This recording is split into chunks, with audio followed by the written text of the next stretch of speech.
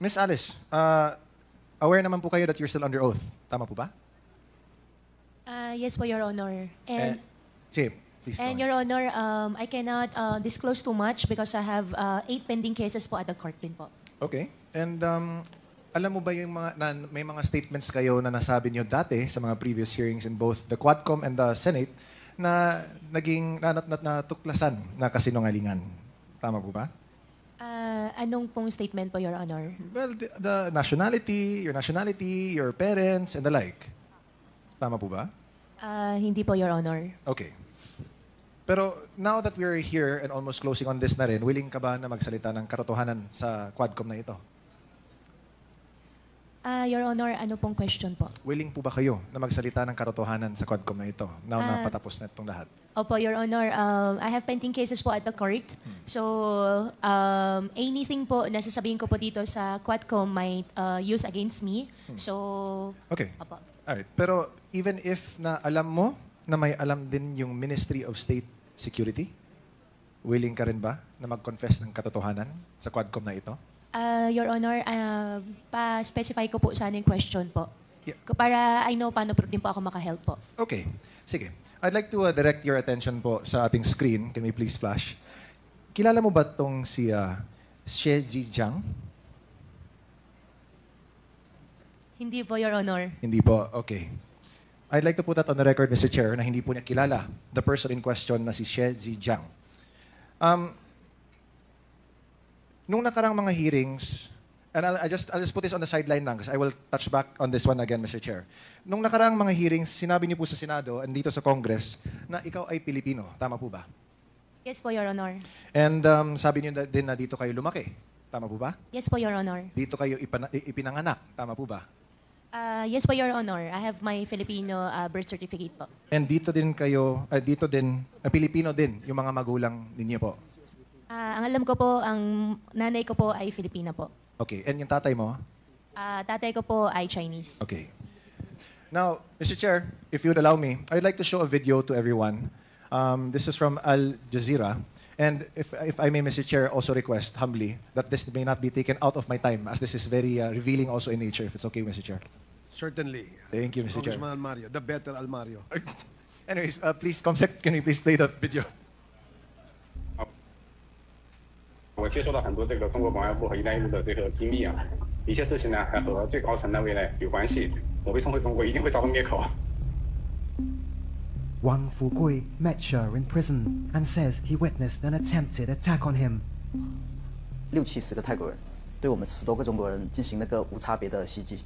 为什么知道是针对佘志江先生呢？是因为这些泰国人相互说话当中就是有在找佘志江。 那个时间是他律师会见的时间，然后所以说躲避了这次袭击。 Thai prison authorities did not respond to our request for comment. Wang spent 5 years in jail battling charges related to credit card fraud before being found not guilty. He says he became good friends with Sher when they were placed in the same cell. He's now the custodian of many of the tycoon's alleged secrets. 他有在亚太上留下很多那个待解密的那些档案，目前受到他的那个授权所解密的那些内容只是部分的内容而已，但是这些内容涉及到了那些国安人员的名单。He allows us to take a look. One file in particular catches our attention.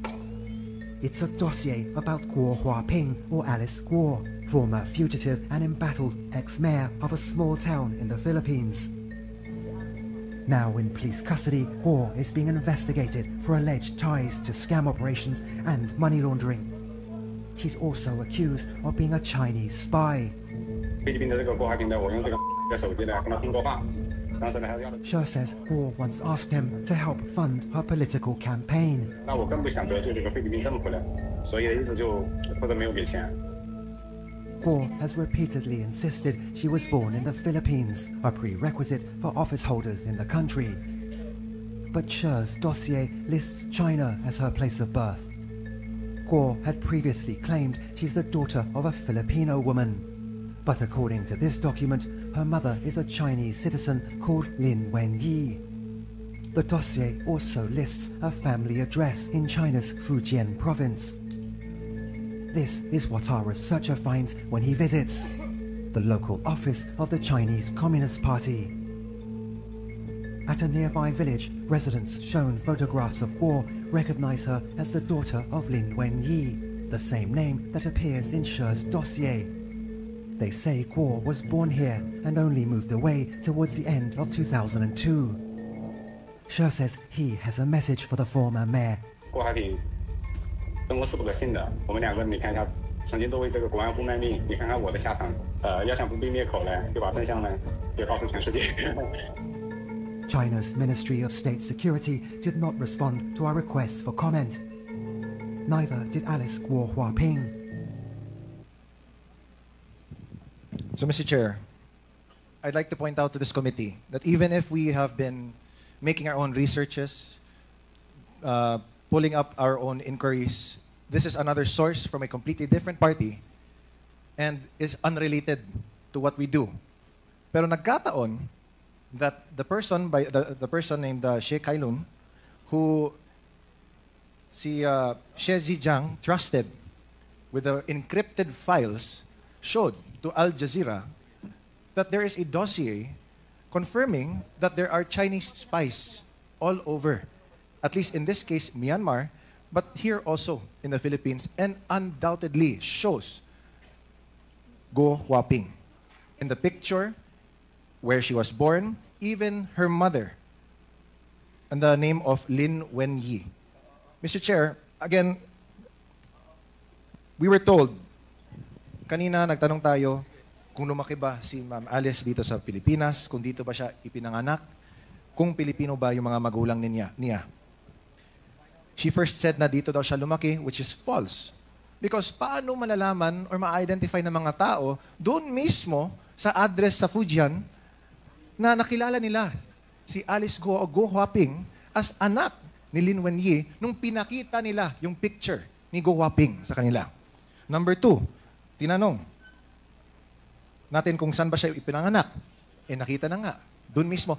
She left daw late of 2002. Sabi pa ng mga tao na in-interview ng Al Jazeera doon mismo sa Fujian. And might we take note, Mr. Chair, na sa video, nung pinuntahan nila yung address na nakalagay sa dossier, sa encrypted dossier, is a local office ng Communist Party of China. So, Mr. Chair, I think this in itself speaks volumes na. No? Again, nakakainis na time and time again, dinideny ni Guo Huaping lahat ng mga questions na tinatanong namin sa kanya. Okay. Again, let me ask. Guo Huaping, kilala mo ba si Xie Zhejiang? Yes or no? Your Honor, yung Xie Zhejiang na sinasabi niyo po, yan po ba yung pinakita niyo po kanina sa akin sa picture? Correct. Hindi ko po siya kilala. At sana po, Your Honor, Mr. Chair, makuha ko rin po yung details. Gusto ko po magdemanda. Hindi ko po sila kilala. Hindi natin madidemanda, Miss Alice, dahil kasi he's in jail in Thailand. And the reason why he's speaking the truth now is because, as he was saying din in the video, although hindi lang pinakita dito, is that he is also being illegally detained daw, sabi niya. Kaya sa galit niya, he wants to speak also the truth out to the world, na iniipit na rin siya ng Chinese Ministry of State and Security. So, what does he have to lose? That's why nga sinabi nga niya sa inyo, Ms. Guo Huaping, na tell the truth. Don't fall to the same mistakes that he has done. Kasi nga, he also fears for your life. Remember, nung Senate hearing, na you mentioned na you didn't want to name names because you feared for your life. And because of that, the Senate granted you security and asylum within the PNP's compound. Ngayon, na nag-executive session na kayo, sabi ng Senate na there was nothing to go about except for one name na hindi pa din namin alam. But if we look at it, there is no doubt, kitang-kita na. Hindi na galing mismo dito sa Quadcom, pero in an international company whose job is to search for the truth worldwide. So, Mr. Chair, I'd like to submit this video.